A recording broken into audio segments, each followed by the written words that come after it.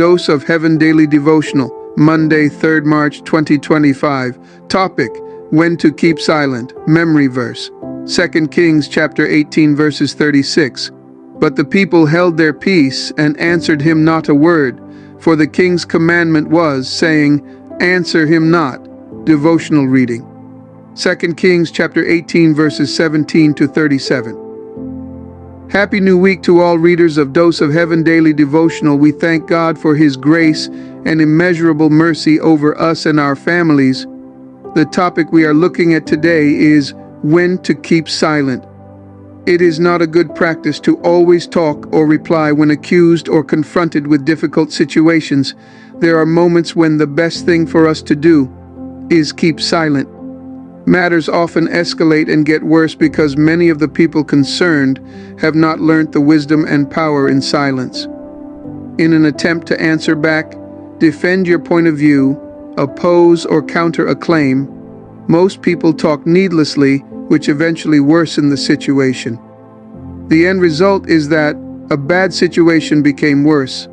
Most of the wars the world has experienced, the homes and marriages that have broken and destroyed, business organizations that have collapsed, can all trace their woes to the inability of the parties involved to control their speeches, especially in the face of verbal provocations. The aim of Rabshakeh in our text of today was to cause disaffection among the common people of Israel and to bring about mutiny, unrest, and rebellion.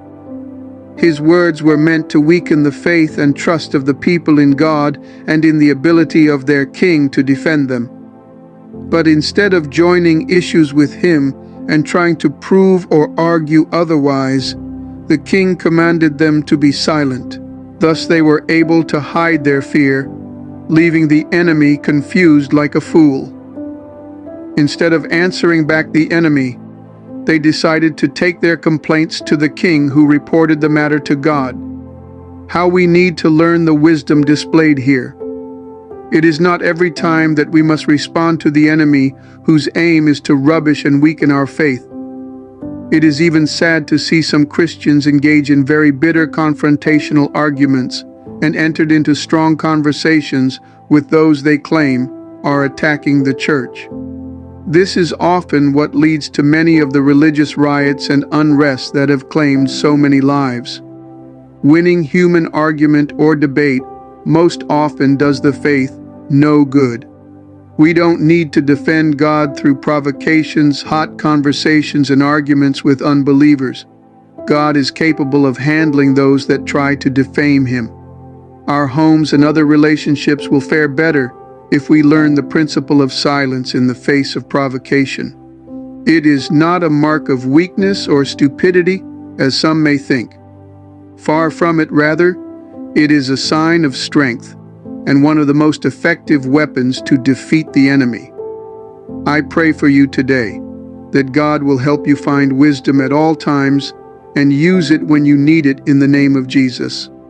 Prayer point: My Father and my God, by your grace, help me know when to speak and when to keep silent.